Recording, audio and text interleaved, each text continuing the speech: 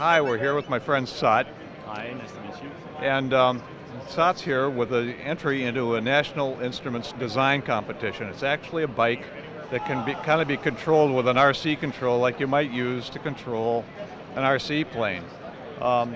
Sat, this is a pretty interesting design. I think most people, for an autonomous vehicle, they'd put a gyroscope pretty near the center of mass.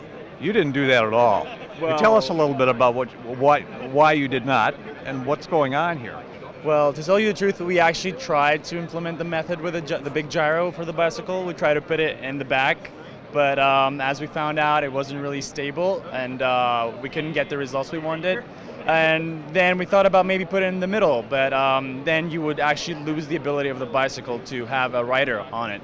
So having these problems, we actually decided to use another method for stabilizing the bicycle. We're eventually using a steering control method that is implemented by using this motor to control the handlebar of the bicycle. So now we're using the stereo, the NI stereo, to have as its input the information from the gyroscopic sensor in the back and control the motors for the steering, the thrust, and the braking systems. What is the gyroscopic sensor? Is it the kind you'd use in a cell phone? It's a little bit more accurate than that. If we use the same ones, then we wouldn't get the same results. We wouldn't get the same results that we needed. It's an MTI unit provided by Xsense. The accuracy it has provides us the stability that is enough for us to reliably change the direction of the handlebar. Do you also sense the steering angle? We don't sense the steering angle in a gyroscopic kind of sense. We sense it through the feedback that we get from the motor. So you have three motors on here, one for steering, one for driving, and one for braking? Yes, we have, I mean, initially the bike had a motor for its thrusts, so we still keep on using that. We just redesigned it to be controlled by the stereo controller, and we mounted the motor for the steering bar and the motor for the braking system. Of course, we already have added some other features that we're not showing here today. We have to keep some features a secret. We have motors for controlling a lidar in the front and a camera, and for some side wheels that are going to be helping our bicycle become more autonomous. You had an interesting story about the battery pack. Can you tell us that? Oh yeah. Well, actually, our batteries are designed to be fitted inside the box, like in the back of the bicycle, but we couldn't get any batteries from China because I'm representing the University of Tsinghua in Beijing, China. So we tried to get everything here. It didn't go through customs. We had a rough time.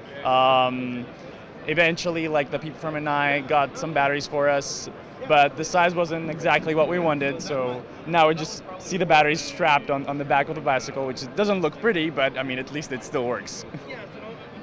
So what would you say the toughest part of this project was in terms of design? In terms of design, well, I can tell you that since we're not a professional team, we just trying to do our research in the university, and we tried our best on this project. I can tell you that the design is still not like the optimum. We have a lot of implementations that didn't go exactly as we planned, so we're trying to redesign some things for a beta. This is the prototype, but I can tell you, like, as I said, like in the back we had some assistive wheels, some like learning wheels on the side to keep it balanced when it's standing, because using the steering control method you cannot actually have it balanced when it's standing. But after so many experiments, after so many runs with the bicycle, and after so many falls, actually they broke. Even like the actual pedals of the bicycle, they broke on us. So we're gonna redesign it to be a little bit more sturdy, and now that we actually have the method right, we can redesign it and have it at least look a little bit slicker, because now you can see a lot of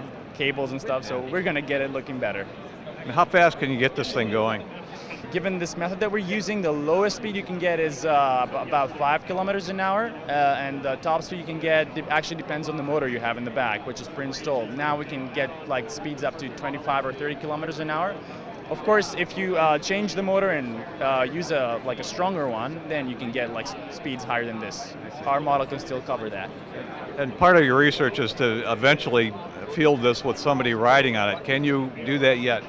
Well, up to now, we just like use dummies on it that do not move. It actually looks funny when you have a dummy on a bicycle, but in the future, we hope to readjust our model and just have it like working as well with a human rider.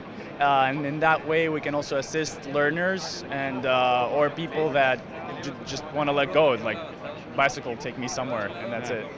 The autonomous bicycle. Well, that's the whole goal in the end. That's the end of the tunnel. But we're still walking, not in the dark anymore, but we still have a way to go. Great. Thank you, Sat. Thanks a lot.